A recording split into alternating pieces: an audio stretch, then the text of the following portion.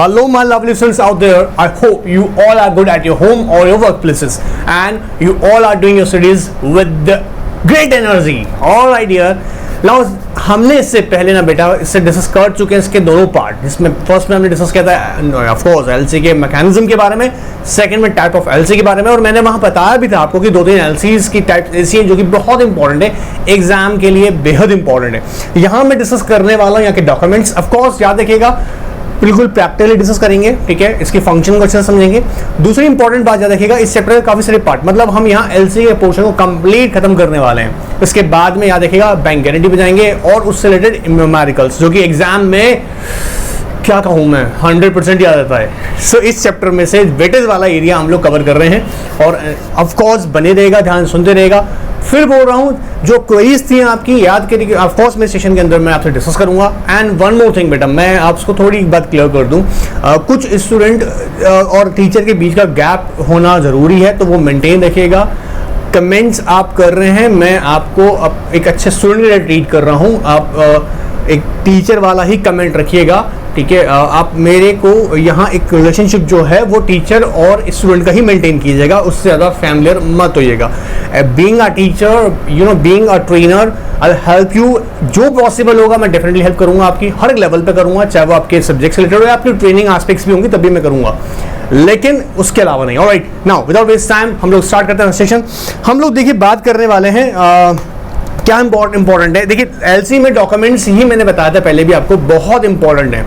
Banks को इस बात से कोई फर्क नहीं पड़ता कि आप जो प्रोडक्ट इंपोर्ट कर रहे हैं वो प्रोडक्ट में कोई डिफेक्टिव है या आपकी सर्विसेज में कोई डेफिशिएंसी, इससे बैंक का कोई लेना देना नहीं है, क्योंकि ये चैनल जो है यहाँ पे स्पेसिफिकली फोकस किया जा रहा है किसके ऊपर, डॉक्यूमेंट्स के ऊपर।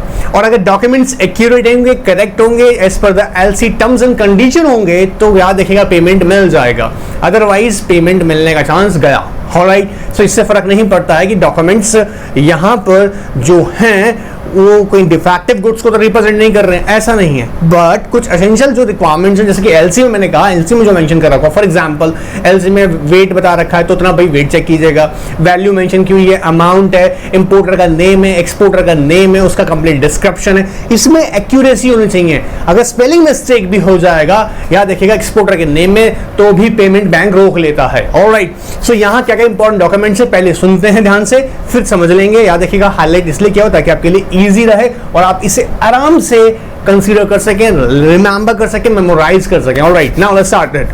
हम पहले बात करेंगे बिल ऑफ एक्सचेंज की। आपने बहुत अच्छे से पहले पढ़ा होगा, नेगोशिएबल इंस्ट्रूमेंट होता है बिल ऑफ एक्सचेंज, ठीक है।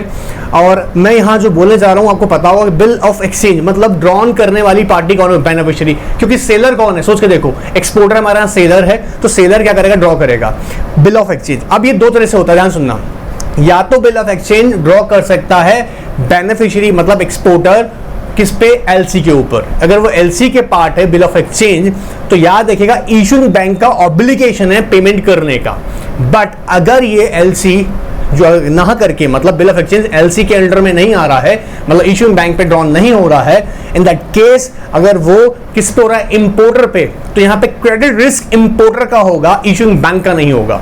सो जनरली ऑब्जर्व किया गया है कि इसकी जो टर्म एंड कंडीशंस होती हैं वो एलसी के ऊपर बेस्ड होती हैं, और यूजुअली प्रैक्टिस होती है कि जो एक्सपोर्टर है वो बिल ऑफ एक्सचेंज ड्रॉन करता है इशूइंग बैंक की तरफ, क्योंकि इशूइंग बैंक का फिर क्रेडिट रिस्क बनता है। ये आप लोग समझ लीजिएगा, क्लियर है एकदम। आइए देखते हैं, ये पार्ट सिर्फ आपके लिए हाईलाइट किया हुआ है, सो आई होप इस हाईलाइटेड पार्ट को सिर्फ रीड कीजिएगा। दो सेशंस में, पार्ट फर्स्ट और पार्ट सेकंड के सेशन में मैंने अच्छे से समझाया है, ठीक है।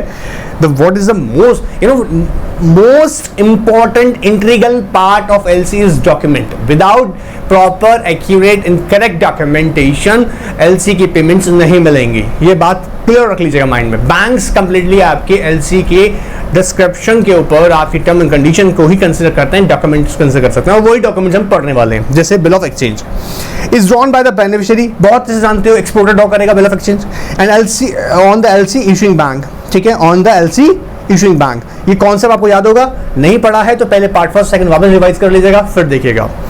Now, when the bill of exchange is not drawn under a LC, the drawer कौन होगा बेटा, exporter, bill of exchange exporter, drawn on the bill of exchange on drawn drawee कौन हो गया, हमारा इंपोर्टर, जो हमारा बायर है, तो हमारा सेलर हो गया एक्सपोर्टर, सेलर हमारा एक्सपोर्टर हो गया, और इंपोर्टर हमारा कौन हो गया बेटा, याद रखिएगा हमारा बायर। ये तो सबको पता होगा bill of exchange.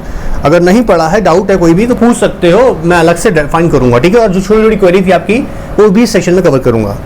Now in this case the exporter take credit risk on the importer, whereas when the bill of exchange is drawn under LC के अंदर बना रहे हो, मतलब issuing bank के ऊपर drawn हो रहा है, then credit risk for the exporter is not on the importer but on the LC issuing bank. Is it clear? बहुत सिंपल सी टर्म है, मैंने जैसे बताया, दो बातें याद रखनी है। या देखो, बिल ड्रॉ करने वाले पार्टी कौन होगी? ऑफ कोर्स यूजुअली यहाँ पे सेलर करता है। सेलर कौन है यहाँ पे? एक्सपोर्टर। किस पे करेगा? या तो वो इशूइंग बैंक पे करेगा अंडर LC, ऑलराइट। अगर नहीं करता है तो किस पे कर रहा है? पार्टी पे कर रहा है। कौन है? हमारा इंपोर्टर, बायर पे। दोनों केसेस में अगर बैंक पे करेगा तो बैंक का क्रेडिट रिस्क होगा। अगर वो किस पे कर रहा है बेटा? पार्टी पे, तो पार्टी का रिस्क होगा, मतलब इंपोर्टर का रिस्क होगा। क्लियर एकदम? ठीक है। कहता है क्या क्या इंपॉर्टेंट एस्पेक्ट्स हैं कवर करनी है हमको। कहता है जी drawn by the beneficiary on the opening bank, जिसे हमने डिस्कस किया था हमारे पहले ही एक पूरा हमने एक चार्ट डिस्कस किया है, उसके अंदर डायग्राम बना के, उसके अंदर आपको समझना था कि जो हमारा इंपोर्टर होता है वो किसको अप्रोच करता है? वो करता है इशूइंग बैंक को, जहां से वो LC ओपन करवाता है। तो पहला कह रहा है कि जो ड्रॉअर होगा वो क्या करेगा बेटा? ड्रॉअर यहाँ पे कौन होगा? हमारा बेनिफिशियरी, मतलब एक्सपोर्टर, वो ड्रॉन करेगा। क्या करेगा? ऑन द ओपनिंग बैंक, ठीक है। Clearly indicate the amount and details, as I said before, this is very very important, क्योंकि यहाँ गड़बड़ होगा तो LC के पेमेंट नहीं होगा। तो clearly mention कीजिएगा अमाउंट exactly कितना है, ठीक है। And LC bill of exchange may be drawn on the site or usance। आप जानते होंगे on site का मतलब इसका मैक्सिमम पेमेंट जैसे ही प्रेजेंट करेंगे, आप प्रेजेंट करेंगे, उसका मैक्सिमम पेमेंट विदिन 7 डेज हो जाना चाहिए। और अगर यूसेंस बिल्स है, मतलब कोई ड्यू डेट मेंशन किया होगा, ड्यू डेट मेंशन किया होगा, ड्यू डेट मेंशन किया होगा, ड्यू डेट मेंशन किया होगा, ऑलराइट। जैसे हमने बोला था with in after site, after presentation 30 days, अब 30 दिन में देना जाएगा। कब? प्रेजेंटेशन के 30 दिन बाद। तो वो दोनों तरह से हो सकता है। यूसेंस बिल्स को हम जो एक्सेप्टेंस टाइम भी बोलते हैं ना, टाइम क्रेडिट, क्लियर है। And indicate the LC number. अब 4 खास important aspects bill of exchange में कवर करते हैं हम लोग।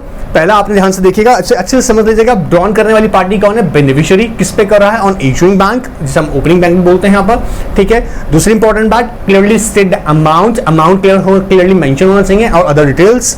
तीसरी हमने इंपॉर्टेंट बात में याद रखिएगा, किस में या तो साइड हो सकता है विद इन मैक्सिमम पीरियड, इसके अंदर 7 डेज पेमेंट कर रहे हैं, ये यूसेंस बिल हो सकता है। एंड द फोर्थ वन जो कि हमने यहाँ पे देखा भी कि इंडिकेट करना पड़ेगा आपको LC नंबर। LC नंबर के बिना बिल ऑफ एक्सचेंज के अंदर समझ रहे हो ना, पेमेंट कहां से लाओगे? तो LC नंबर तो मेंशन करना है। क्लियर एकदम? नाउ सेकंड कहता है कॉमर्शियल इनवॉइस। आप देखिए, आपने जनरली देखा होगा, आप किसी शॉप पे जाते हैं, कोई बिजनेस डील करते हैं, कोई भी प्रोडक्ट परचेज करते हैं, सर्विसेज अवेल करते हैं, तो आपको रिसिप्ट मिलती है। उसे हम क्या बोल रहे हैं यहाँ पर? रिसिप्ट्स। अब उसे हम बोलते हैं रिसिप्ट्स, वो सेल रिसिप्ट हो सकती है, क्योंकि ये बिजनेस ट्रांजैक्शन हो रहा है यहाँ पर, तो हम याद कर रहे हैं यहाँ पर कॉमर्शियल रिसिप्ट्स इसे बोल रहे हैं, ठीक है। तो कॉमर्शियल इनवॉइस। अब कॉमर्शियल इनवॉइस क्या बताएगा? प्रोडक्ट की डिस्क्रिप्शन के बारे में, पार्टी के नेम के बारे में, क्वांटिटी कितनी है, वैल्यू क्या है, ये सारी चीजें हम डिस्कस करेंगे। देखिएगा, commercial invoice prepared by beneficiary. Of course कौन बेच रहा है? हमारा एक्सपोर्टर, तो एक्सपोर्टर ही बनाएगा। कहता है क्या देगा? Relevant details about the goods, उसकी value, quantity, weight, importer name, address, LC number and description of the goods as mentioned in the LC। याद देखिएगा, जैसा LC में मेंशन किया है वही आपको मेंशन करना है। अपने यहाँ पे ध्यान देखिएगा, जब आप कॉमर्शियल इनवॉइस बना रहे हैं तो क्या जनरली, अभी बहुत सिंपल सी बात है कि भाई उसका वेट कितना है, क्वांटिटी, क्वालिटी की बात नहीं कर रहे हैं, वैल्यू की बात करेंगे, ठीक है। ये जनरल एस्पेक्ट्स कवर करेंगे। फिर हमने क्या बोला, आपको यहाँ पे मेंशन भी करना पड़ेगा क्या, जैसे कि आपने LC में मेंशन किया, उसका डिस्क्रिप्शन वो बताइएगा।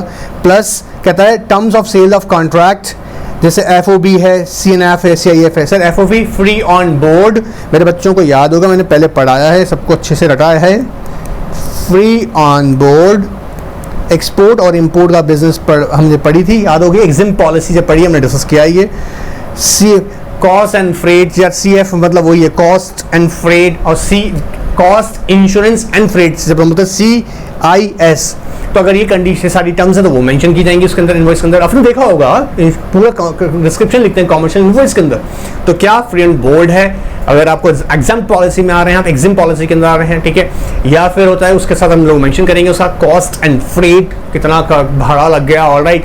एंड थर्ड हम एस्पेक्ट से देख सकते हैं, वो भी मेंशन करना हो सकता है आपको, CIF, cost, insurance and freight, clear. And like other thing, shipping marks, भाई किस शिपिंग के थ्रू आ रहा है आपको वो भी उसका डिटेल देना होगा, क्लियर एकदम। तो पहला हमने बिल ऑफ एक्सचेंज देखा, दूसरा कॉमर्शियल इनवॉइस आ गई हमारे पास में, अब तीसरा ट्रांसपोर्ट डॉक्यूमेंट रेडी हो जाएंगे, ट्रांसपोर्ट डॉक्यूमेंट। ठीक है, ये इंटरेस्टिंग कॉन्सेप्ट है क्योंकि यहां से अब आपके पास क्या होने वाला है, आप सोचिएगा आप एक्सपोर्टर हैं एक और आप अपना गुड्स रेडी कर चुके हैं और अब जा रहे हैं, आप कहां पर पहुंच गए, शिपमेंट में। अभी वहां क्या होगा, इसको डिस्पैच करने की तैयारी की जा रही है। ऑलराइट, जैसे आप यहां पर ले आएंगे, मतलब कहां पर, एक्सपोर्ट टर्मिनल पर लेकर आएंगे। टर्मिनल पे आते ही वहां से आपको एक्सपोर्ट कराने से पहले, मतलब जो प्रिपरेशन होने के बाद में आपको बिल ऑफ लेडिंग दे दिया जाएगा। जनरली कौन देता है, जो शिपिंग कंपनी होती है वो आपको बिल ऑफ लेडिंग देती है। आपको याद होगा मैंने डिस्कस किया था, यही बड़ी इंपॉर्टेंट डॉक्यूमेंट है क्योंकि बिल ऑफ लेडिंग को ले जाना पड़ता है एक्सपोर्टर को, किसके पास, नेगोशिएटिंग बैंक के पास, कि भाई मैंने सच में दे दिया है, डिस्पैचिंग स्टार्ट हो गई है यहाँ से, अब मेरे पेमेंट करवाओ। क्लियर है, आइए देखते हैं। जब हम बात कर रहे हैं ट्रांसपोर्ट डॉक्यूमेंट का, when goods are shipped from one port to another port, transport document issued is called a bill of lading। देखो ध्यान से पढ़ना, shipped from one port to another port, अभी पहुंचा नहीं है, शिफ्ट कराया है। ठीक है, शिफ्ट हुआ है अभी, मतलब अब देखो जरूरी नहीं है वो शिप के थ्रू ही जाए। कई बार ये एक छोटी सी क्वेरी थी बच्चों की, सर ये आर क्या लिखा हुआ था, इसमें आप लोग डिस्कस किए थे मेरे से पहले वाले सेशन में, मेरे बच्चे ने एक क्वेरी भेजा था। कोई बात नहीं, मैं ही स्पीड में आपको नहीं बताऊंगा, ये वाली बात जो हम पूछ रहे थे कि सर ये आर क्या है, LR क्या है, MDR क्या है, बेटा ये सब मैं डिस्कस कर रहा हूँ अभी, है ना। अगर आप अगर कैसे भेज रहे हो, अगर आप मान लीजिएगा आपको जो मेथड है वो भेजने का है, रेल के थ्रू जा रहा है तो उसे रेल रिसिप्ट्स बोलेंगे, है ना।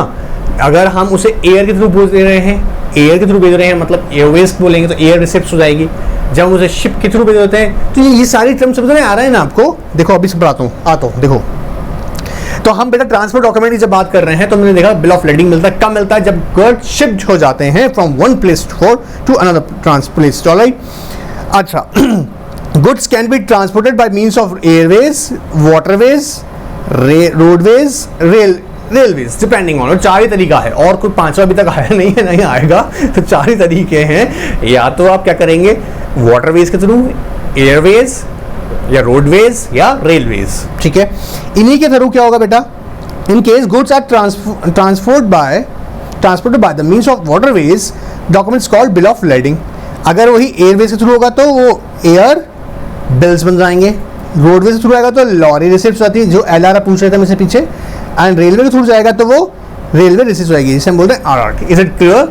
तो यहाँ हम क्या कह रहे हैं बेटा, अगर वो मेथड है, अच्छा ये भी हो सकता है कि जो एक्सपोर्टर है वो different mode of transport use कर रहा है तो उसे हम बोलेंगे मल्टी मॉडल ट्रांसपोर्ट डॉक्यूमेंट। याद रखिएगा, सिंपल सी बात है, अगर वो different mode of transport use कर रहा है तो फिर मल्टी मॉडल ट्रांसपोर्ट यहाँ पे देखिए डॉक्यूमेंट बन जाएगा। हो सकता है कुछ वो एयरवेज के थ्रू भेज रहा हो और वो कुछ हो सकता है जो कि प्रोडक्ट हो सकता है वो बिल ऑफ लेडिंग मतलब वाटरवेज के थ्रू भेज रहा हो। तो अगर वो अलग अलग तरीके से भेज रहा है तो उसे मल्टी मॉडल ट्रांसपोर्ट डॉक्यूमेंट बोलेंगे। तो तीन डॉक्यूमेंट्स क्लियर हो गए आपको, first bill of exchange, commercial invoice, and third one is transport document. And the fourth one is important है, एग्जाम में शॉर्ट नोट के लिए बिल ऑफ लेडिंग पूछ सकता है। देखिए क्यों इंपॉर्टेंट है, जैसे मैंने बताया कि बिल ऑफ लेडिंग मतलब शिफ्ट हो गया। देखो यहाँ पे पहली लाइन कहता है shipment document and evidence in the movement of goods from one port of acceptance to the port of destination. मतलब बिल ऑफ लेडिंग का मतलब यहां पर यह है कि जो एक्सपोर्टर है वहां से गुड अब शिफ्ट हो चुके हैं और मूवमेंट स्टार्ट हो गई है। जब मूवमेंट का मतलब होता है ना कि ट्रांसपोर्टेशन स्टार्ट हो गया, ट्रांसपोर्टेशन मतलब अब वो जहां से जा रहा है तो वहीं से आपको जब जा रहा है तो बिल ऑफ लेडिंग, जो कि मैंने बताया था आपको कि कंपनी जो होती है बेसिकली जो अगर शिपिंग कंपनी है वो या एजेंट जो है वो आपको ये बिल ऑफ लेडिंग प्रोवाइड करेगा। क्लियर एकदम? देखो, a receipt and signed and issued by the shipping company authorized agent and it should be issued sets क्या क्या चीजें देखो। अब देखो एक हमेशा याद रखना इसमें छोटी सी बात, बिल ऑफ लेडिंग पे शॉर्ट नोट जब आएगा तो याद रखिएगा हमें बहुत सिंपल वर्ड समझना है। क्या कर रहा है, इट्स अ शिपिंग डॉक्यूमेंट। किस बात को क्लियर करता है, it's evidencing of movement of goods from one port of acceptance to the one port of acceptance to the destination port. Is it clear? क्या कर रहे हैं हम यहाँ पे बोल रहे हैं, इसके लिए खास बात हमने क्या हाईलाइट किया है इसमें कि कहाँ मिलती है रिसिप्ट, इशू कहाँ हो रही है बेटा, शिपिंग कंपनी जो है। शिपिंग कंपनी मतलब याद रखिएगा वो अब क्या करेगा, इसको आप देख लीजिएगा इजिली, ठीक है, शिपिंग कंपनी क्या करेगा, साइन रिसिप्ट को देगा, साइन करेगा और फाइनली उसको प्रोवाइड करेगा, तो यही एक्सपोर्टर लेके जाएगा किसके पास में, अपने नेगोशिएटिंग बैंक के पास में। खास फीचर्स क्या है, अब इसमें और बहुत सारे एस्पेक्ट्स कवर करते हैं। देखो डिस्क्रिप्शन ऑफ गुड्स, कितना गुड्स गया है जी, उसके साथ डिटेल देंगे। इंडिकेटेड इनवॉइस, जो कि इनवॉइस में अपने यहाँ बात कर रहा था, जो कि आपने यहाँ मेंशन किया हुआ है कॉमर्शियल इनवॉइस के अंदर। Plus clean, condition of goods clean, otherwise not in good condition, shortage और डैमेज, ये मेंशन करेंगे आप, ठीक है। जैसे मतलब या तो क्लीन का मतलब है कोई डिफेक्ट नहीं है, जिसे बोलते हैं क्लीन ट्रांसपोर्ट डॉक्यूमेंट। बोलिए मेरे साथ में, क्लीन ट्रांसपोर्ट डॉक्यूमेंट, बोलिए ना, क्लीन ट्रांसपोर्ट, ट्रांसफर नहीं है, ट्रांसपोर्ट है, transport document. Clean transport document का मतलब होता है जहां पर कोई डिफेक्ट नहीं है, एब्सोल्युटली क्लीन है, क्लियर है, कोई शॉर्टेज नहीं है, कोई डैमेज नहीं है। तो ये आपको मेंशन करना है। तो पहला डिस्क्रिप्शन ऑफ गुड्स देंगे यहाँ पे, जो कि हाँ जी, जो कि गुड्स शिप जो हुए हैं, is it clear, including your invoice and clean है, drawn to the order of the shipper, blank endorse in favour of the opening bank. Alright, किस पे कर रहा है, order of shipper, blank endorse और in favour of the opening bank, क्योंकि payment कौन करने वाला है, ओपनिंग बैंक। जैसे मैंने आपको बताया था इस वाले बिल ऑफ एक्सचेंज के अंदर, इसमें आस्पेक्ट जो हम डिस्कस किए थे कि आप कर रहे हैं ओपनिंग बैंक पे कर रहे हैं, जिसने एलसी ले ली है, ठीक है। आइए देखते हैं आगे। And gross and net weight, जो भी आपने गुड्स भेजे हैं उसका, फ्रेट पेबल और prepaid, clear, and port of acceptance and port of destination. अब जर्नल एस्पेक्ट्स क्या क्या कवर हो रही है मेरे बच्चे, एक साथ देखें फटाफट से, देखो आओ। Description of goods plus clean, drawn to the order of shipper, blank endorsed or in favor of opening bank, plus gross and net weights plus freight and payable and prepaid, आप जानते होंगे, मतलब दे दिए हैं और चार्जेबल हो गया, उधर डिडक्ट कर लिया गया है, and port of acceptance and destination.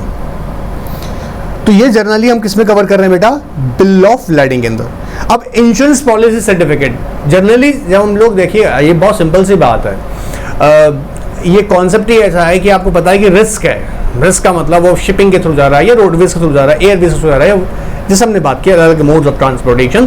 तो रिस्क है कि गुड्स ट्रैवलिंग के टाइम पे कहीं खराब ना हो जाए, मतलब डैमेज ना हो जाए, कोई इशू राइज ना हो जाए, एक्सीडेंट ना हो जाए, ठीक है। तो ये जहाज के थ्रू जा रहा है, शिप के थ्रू, वही पता लगा डूब गया। तो ऐसे रिस्क को प्रोटेक्ट करने के लिए यहाँ पर क्या कर रहे हैं, इंश्योरेंस सर्टिफिकेट ले रहे हैं। एक्चुअली ये इंटरनेशनल चैम्बर ऑफ कॉमर्स की जो मैं गाइडलाइंस की बात भी कर रहा था आपसे भी इससे पहले वाले सेशंस के अंदर, जो कि हमने बात किया था uniform custom and practices for documentary credit 600, उसकी गाइडलाइंस में भी इस बात को क्लियरली मेंशन किया है। मैं डिस्कस करूंगा, मॉड्यूल में तो आपके प्रोवाइड नहीं है, बट मैं थोड़ा बहुत बता दूंगा आपको, ठीक है। सो इंश्योरेंस अगर बात कर रहे हैं तो कह रहा है issued by the insurance company generally, या एजेंट करेगा, ठीक है, authorised agents, and issued in same currency in which LC has been issued, in the same currency in which the LC is issued. Alright, क्योंकि याद देखिएगा यहाँ पर risk involve हो गया। किसका रिस्क इन्वॉल्व हो गया, इंपोर्टर का, क्योंकि वो परचेज कर रहा है और इट मे हैपन कि भैया अगर कुछ गड़बड़ हो जाती है तो उसका नुकसान उनसे बच जाए, ठीक है। To cover the all risk and date of issuance of policy, ये इंपॉर्टेंट लाइन है समझना, date of issuance of policy on और before the date of issuance of shipment and is available from the date of shipment. मतलब insurance date of shipment, जिस दिन shipment हुई है याद रखिएगा उस दिन से स्टार्ट हो रहा है इंश्योरेंस कवर, उससे पहले नहीं हो रहा है कि अभी तो शिपमेंट होने से पहले ही आपका, हाँ उससे पहले लेना है क्योंकि वो मेंशन करना होता है आपको, इसलिए इंश्योरेंस पहले लेना होता है। लेकिन जो कवर रिस्क को वो कवर करेगा वो डेट ऑफ शिपमेंट से कवर करेगा। Alright, is available from the date of shipment, जिस दिन शिप हो गया है यहाँ से। एंड जनरली कह रहा है issued for an amount 110% of CIF value of goods, cost, insurance and freight को मिलाकर टोटल उसका 110% तक का अमाउंट का इंश्योरेंस कवर करना होता है। ये यूजुअल प्रैक्टिस है यहाँ बताया जा रहा है, ठीक है। Description of goods in policy, policy में बताना पड़ेगा कंप्लीटली आपको गुड्स क्या क्या है। दूसरी इंपॉर्टेंट बात, पोर्ट ऑफ शिपमेंट और port of destination clearly indicated, क्योंकि ये रिस्क जो कवर कर रहा है वो इतना ही कर रहा है, याद रखिएगा एक डेस्टिनेशन से दूसरे डेस्टिनेशन जाने तक का ही रिस्क कवर कर रहा है, उसके अलावा नहीं कर रहा है। Is it clear? I hope ये वाला कॉन्सेप्ट भी क्लियर होगा। अच्छा, लास्ट हम बोलते हैं अदर डॉक्यूमेंट्स। तो ये अदर डॉक्यूमेंट्स जनरली कब अराइज हो सकते हैं, जैसे पैकिंग का डिटेल्स है, प्रोसेसिंग है, ठीक है, इन चीज़ों के बारे में जब बात करेंगे। जैसे कह रहे हैं सर्टिफिकेट ऑफ ओरिजिन, कहाँ से पार्टी कहाँ की है, ठीक है, पार्टी किसकी बात कर रहा हूँ, बेनिफिशियरी, ठीक है, certificate of origin indicate the origin of goods, goods कहाँ से मंगाए हैं आपने, ठीक है, ओरिजिन, जैसे फॉर एग्जांपल आप चाइना से मंगा रहे हैं, ठीक है, तो China goods, origin of goods should not be from the any prohibited Nations.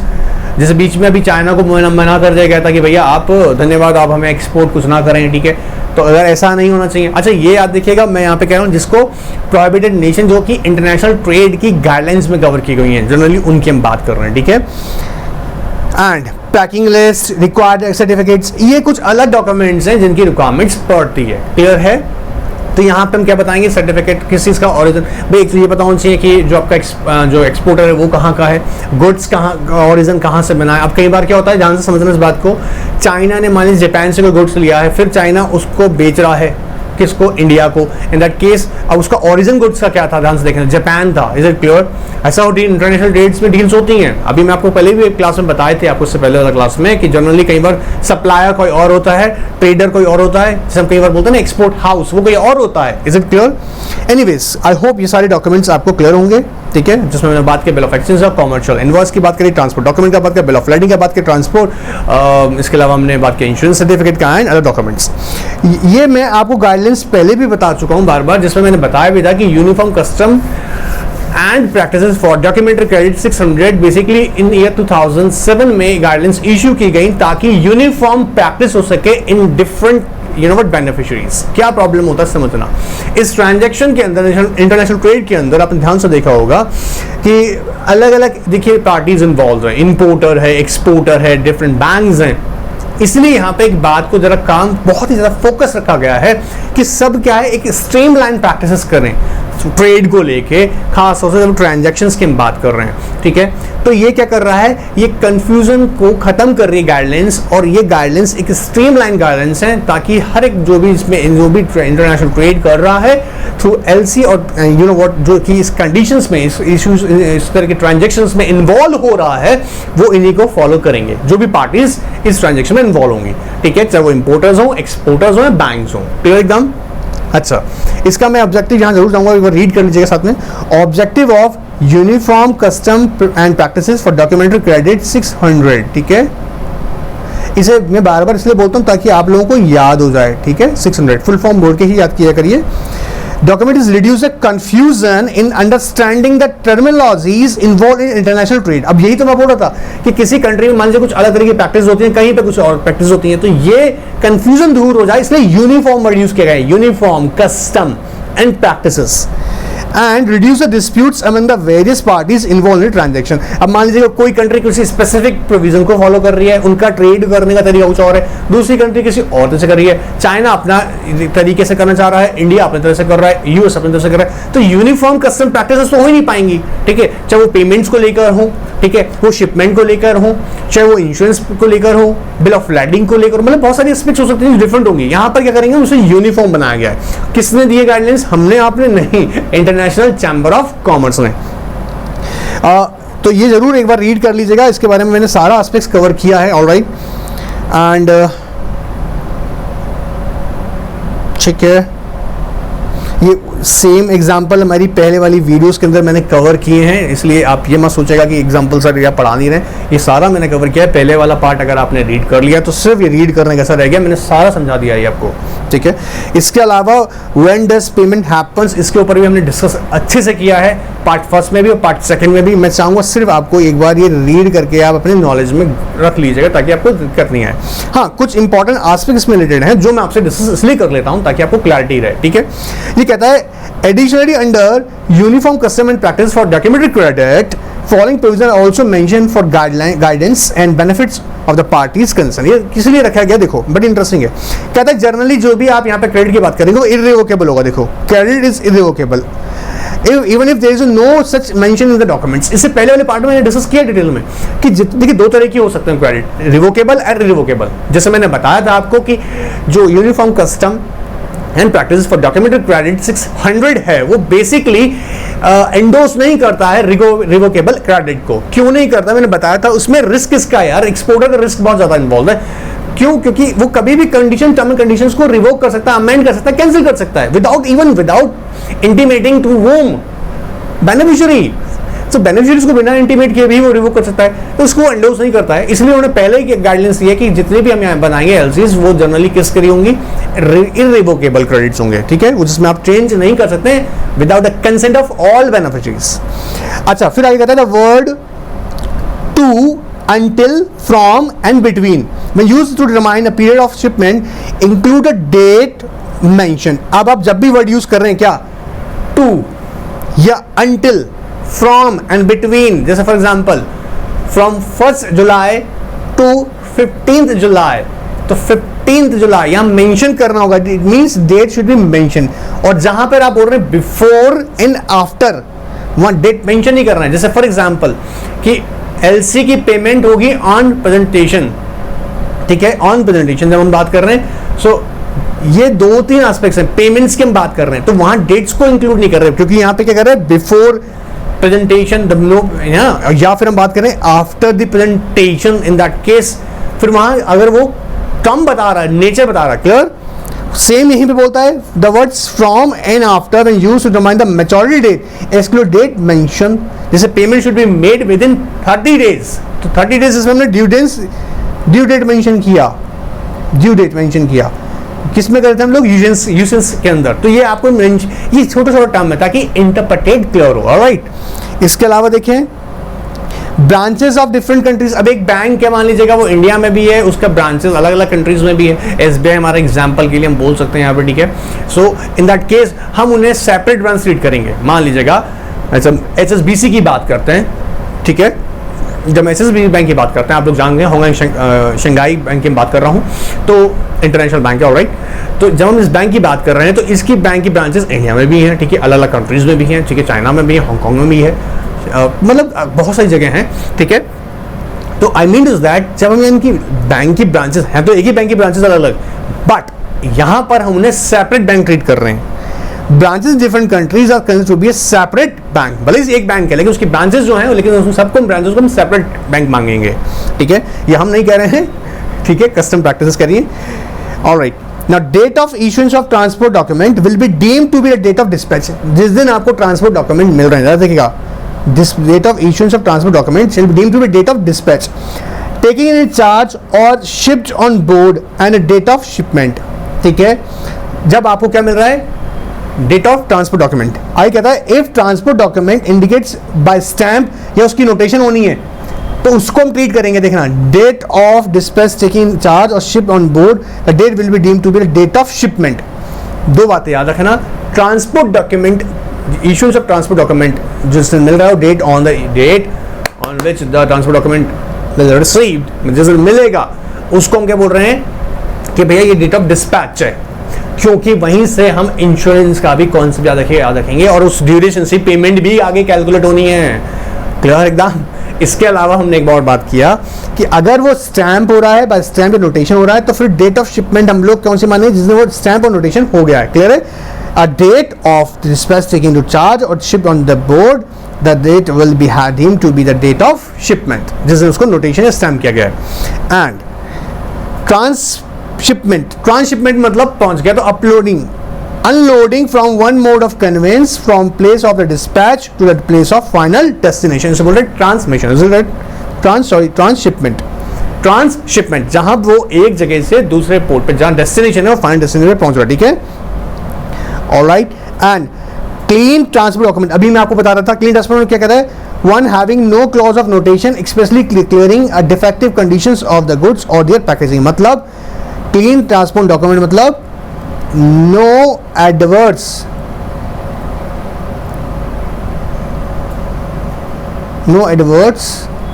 या हम बोलते हैं डिफेक्ट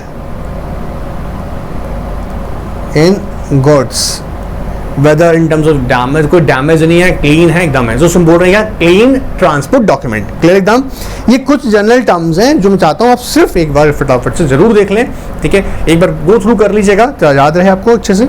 स्टैंड बाय क्लियर को हमने अभी इससे पहले वाले पार्ट में अच्छे से डिस्कस किया हुआ है, यहाँ एग्जाम्पल से रीड कर रहे हैं। एग्जाम्पल्स मैंने पहले वाली वीडियो में इसमें से एग्जाम्पल आप लोगों के लिए हेल्प के लिए रीड करवाया था आपको, आई मीन बताया था, ठीक है, वर्बली डिस्कस किया था, आप यहाँ पे बस रीड करें। Standby letter of credit, मैं फिर बोल रहा हूँ, प्रोबेबल है एग्जाम में आने के लिए। एक bill of leading, standby letter of credit, ये प्रोबेबल है। इसके अलावा मैं आपको बता दूं इस चैप्टर से जो कि मोस्ट इंपॉर्टेंट पार्ट है वो है नेक्स्ट जो हम लोग डिस्कस करने वाले हैं, क्रेडिट अप्रेजल को लेकर न्यूमेरिकल एग्जाम में पूछे जाते हैं। सर कहाँ हैं, वो हम आपको आगे बैंक गारंटी के साथ में जब पढ़ाएंगे तो याद रखिएगा, इसके न्यूमेरिकल्स में आपको बताऊंगा क्रेडिट अप्रेजल के, ठीक है। And this is one of the important part under this chapter, so उसे छोड़ना नहीं है, बहुत अच्छे से कर रहे हैं और हम कराऊंगा, ठीक है। याद रखिए, मैं हमेशा कहता हूँ कि लेक्चर की ड्यूरेशन में इतनी ही रखता हूँ ताकि आप अदर सब्जेक्ट्स भी मेरे साथ में कैरी कर सकें और अच्छे से उन्हें भी टाइम दे सकें, ठीक है। सो नेक्स्ट पार्ट के अंदर मैं डिस्कस करूँगा, आप बाकी सब्जेक्ट्स को भी अच्छे से फोकस करते रहेगा और जुलाई 1 से टेस्ट स्टार्ट हो रहा है, उसे ज्वाइन जरूर कर लीजिएगा। ऑलराइट, जिन्होंने ज्वाइन कर रखा है वो अपनी फोकस अच्छे से रखेगा। Goodbye, take care.